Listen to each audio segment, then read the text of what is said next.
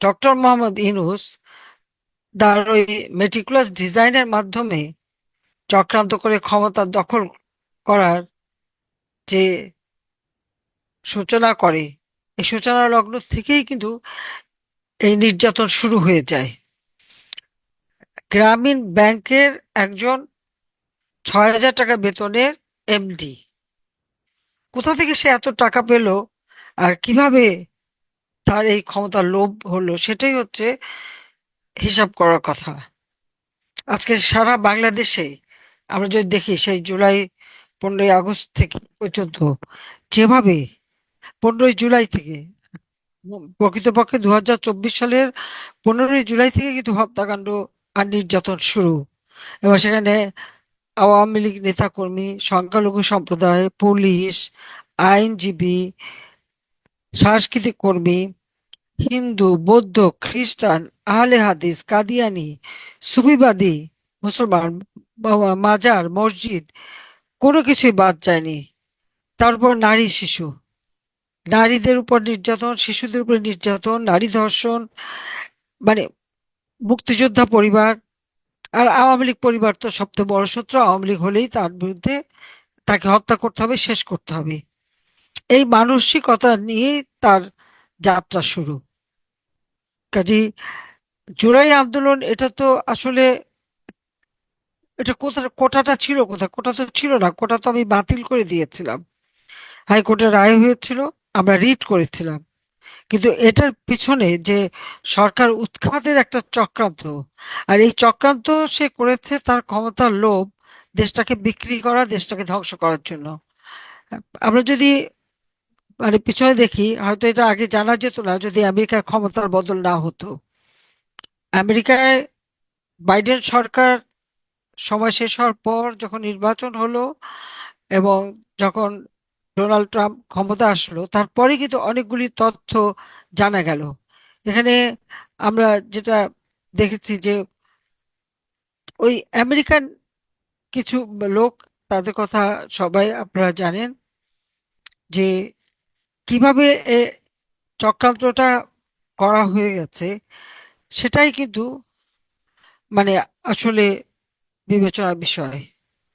যে যে আমেরিকার deep state, US aid, George Soros সহ আরো তার নিজস্ব এবং অন্যান্য অর্থ ব্যয় করে, লবিস্ট ফার্ম রেখে, পিআর ফার্ম নিয়োগ দিয়ে আওয়ামী লীগ সরকারের বিরুদ্ধে আন্দোলন নামে, বিশেষ আওয়ামী লীগ সরকার না, বলতে পারেন আমার বিরুদ্ধেই বোধহয়, অর্থাৎ শেখ হাসিনার বিরুদ্ধেই বোধহয় তার সব থেকে বেশি ক্ষোভ। যেভাবে তারা ইউনূস যে মানে চক্রান্তটা করলো, এটা কিন্তু আমেরিকান লোকদের মুখ থেকেই কিন্তু জানা গেছে। এবং এই চক্রান্ত করেই আজকে ক্ষমতাটা দখল করতে যে কত মায়ের কোল খালি করেছে, কত মানুষকে হত্যা করেছে, এটাই হচ্ছে সবচেয়ে বড় কথা।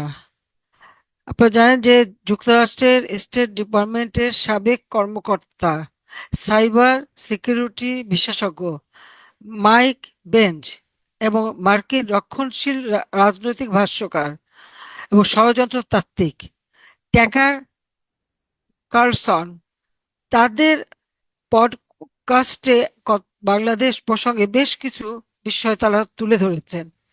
বিশেষ করে 2024 সালে বাংলাদেশে আওয়ামী লীগ সরকার বা শেখ হাসিনা সরকার পতনে যুক্তরাষ্ট্রের বাইডেন সরকার যে সমস্ত পদক্ষেপ নিয়েছিল, সেই কথাগুলি কিন্তু তারা স্পষ্টভাবে তুলে ধরেছেন। এবং এই তথ্যটা আবার ইলন মাস্ক কিন্তু তার সেই মানে টুইটারেও উল্লেখ করেছে। এখানে যে ইউএসএইড, আইআরআই, এনইডি, এদের যে বিশাল পরিমাণ অর্থ, এই অর্থ তারা কোথায় দিয়েছে? অর্থ ঢেলেছে তারা বাংলাদেশের বিভিন্ন মিডিয়া, সাংস্কৃতিক কর্মী, র্যাপার, ক্ষুদ্র নিগোষ্ঠী, হিজড়া, সমকামী, ট্রান্সজেন্ডার, র্যাডিক্যাল গ্রুপ, জঙ্গি সংগঠন, সন্ত্রাসী গ্রুপ, সোশ্যাল মিডিয়া, ইনফ্লু এটাকে বলে ইনফ্লুয়েন্সার, শিক্ষক, শিক্ষার্থী এবং অন্যান্য দল, সেখানে বিশাল পরিমাণের অর্থ ইউনূস বিতরণ করে। এবং এইভাবে কিন্তু চক্রান্তটা করে, কারণ এই চক্রান্তটা সে শুরু করেছিল এর গ্রামীণ ব্যাংকের যে অধ্যাদেশ, সেই অধ্যাদেশে ছিল 60 বছর বয়স পর্যন্ত এমডি থাকতে পারে, কিন্তু ইউনূসের তখন 71 বছর বয়স। সে কিন্তু ওই আইন ভঙ্গ করেই এমডি পদে থেকে যায়। বাংলাদেশ ব্যাংক যখন তাকে বলে যে আপনার তো বয়স না, আপনি থাকতে পারেন না, ডক্টর মোহাম্মদ ইউনূস আওয়ামী লীগ সরকারের বিরুদ্ধে এবং বাংলাদেশ ব্যাংকের বিরুদ্ধে মামলা করে, সেই মামলা সে হেরে যায়। হেরে গেলে তাকে এই পদটা ছেড়ে দিতে হয়। সেই ক্ষোভে সে হিলারি ক্লিনটন, তার সাথে সাথে সখ্যতা বিল ক্লিনটন ফাউন্ডেশনে সে মোটা অঙ্কের টাকা দিয়েছে, এবং হিলারি ক্লিনটনের ইলেকশনেও সে মোটা অঙ্কের টাকা ব্যয় করে। কাজে হিলারি ক্লিনটনকে দিয়ে ওয়ার্ল্ড ব্যাংক আমাদের পদ্মা সেতু টাকা বন্ধ করে দেয়। আর ওয়ার্ল্ড ব্যাংক সরে গেলে তো অন্যান্য প্রতিষ্ঠানে সরে যায়। তখন আমরা ঘোষণা দিই যে আমরা নিজের অর্থে পদ্মা সেতু বানাবো, এবং সেটা আমরা করেছি, কিন্তু ইউনূসের ক্ষোভ যায়নি।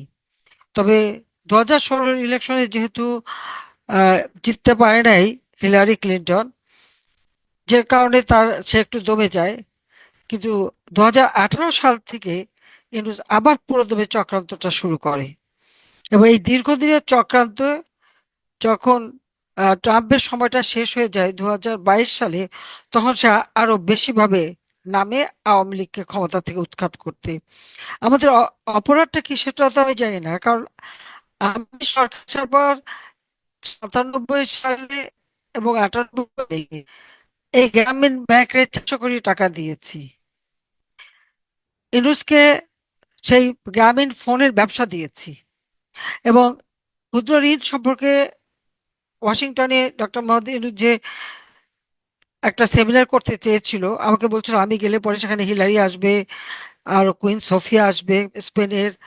আমি গিয়েছিলাম এবং তার ক্ষুদ্র ঋণের প্রস্তাবটা আমি পার্লামেন্টে উঠে সবসময় তো তাকে সহযোগিতা করেছিলাম। কিন্তু তার এই এমডি পদের মানে আইন ভঙ্গ করে থাকা, এটা তো আর আমাদের পক্ষে সম্ভব না। তাকে এখানে আমরা সমর্থন করি কিভাবে? আমার অবাক লাগে যে একটা লোক শিক্ষিত হয়ে এইরকম আইন ভঙ্গ করে কিসের লোভে ছিল। এটা বোধহয় আজকে সকলেরই ভেবে চিন্তা করা উচিত, এবং আন্তর্জাতিক পর্যায়ে সকলের চিন্তা করা উচিত। নইলে সে ক্ষমতা আসার পর, ক্ষমতা আসার আগে থেকেই যে মানুষের হত্যা করা শুরু করলো, কত মায়ের কোল সে খালি করলো, কত ছোট্ট শিশুদের পিতৃহারা করে দিয়েছে, মাতৃহারা করে দিয়েছে, সন্তান হারা করেছে বাবা মাকে, ভাই হারা করেছে বোনকে, বোনের উপরে নির্যাতন, তার উপর মেয়েদের উপরে নারী ধর্ষণ, কারো জীবনে কোনো নিরাপত্তা নাই।